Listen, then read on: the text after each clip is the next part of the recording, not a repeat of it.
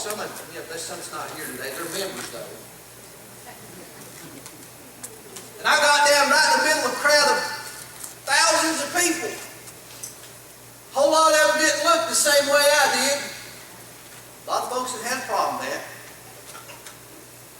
I looked around and I thought, man, this guy's a little different. You know? He had a few more earrings than I got. I ain't got none. And I looked and I said, he got a few more tattoos than I got. I got none. His hair's a little longer than mine. That's pretty short, ain't it? He looks a lot different than me. And the Lord said, Jesus died for him, just like he did you. Amen. Oh my goodness. He did. He died for all of them guys walking around, all of them different people, all of them, what some folks would say, they're strange. Yeah, they look different. Sure. But Jesus died for them. They've got the promise of an empty cross just like you and I do. I was telling a fellow yesterday, we were talking about different things, and I said, you know, the Word says that I've got sheep of not of this fold. Many, many, many, many more. Not just us good old folks here in Southeast Kentucky, the Bible will.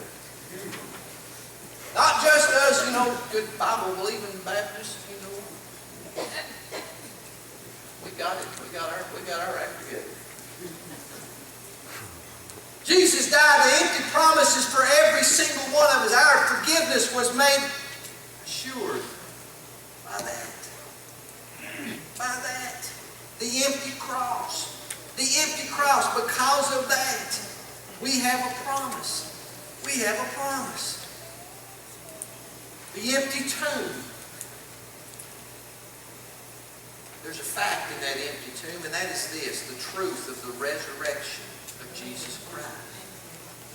And the promise to every one of us that we will be raised to eternal life. And I'm going to tell you something, folks. If time stands, Jesus don't split them eastern skies. Every one of us will die. Every one of us, the Word says it's once appointed upon a man to what? To die. And then judgment.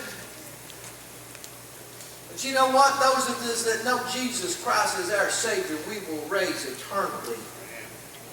And you know, man, wouldn't it be something to be at the cemetery and see them graves break open? Man, wouldn't it be something to see that? To realize what's going on? And the promise of an empty tomb is there as proof, as evidence, the resurrection of Jesus Christ. The empty tomb is God's way of saying to us, hey, relax. There's a story of a father and a son that were traveling down a country road on an afternoon in the springtime when suddenly a bee flew into their car. It flew inside the car, and the young boy who was deathly allergic to bee stings, if he was stung, he could die within a matter of minutes.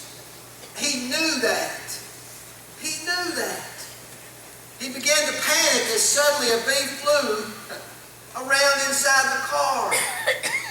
Now, you think back to when those of you got youngins, got kids, got grown up, but think back when they were young, and if a bee flew in the car, man, you'd almost wreck. My kids were that way. They'd be whooping and beating and jumping. Oh, there's me. They get daddy, get with them, jumping, hopping all over the place. You know, scared to death of it. Bee's going to get me. But this boy had a reason, because if the bee stung him, he would die. And he began to panic. Seeing the horror on his child's face, the father reached out and caught the bee in his hand.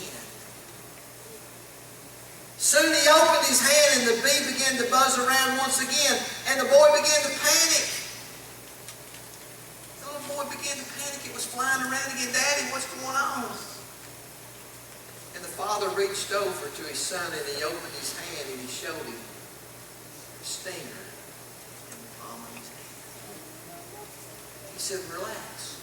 I took the sting. They can't hurt you anymore.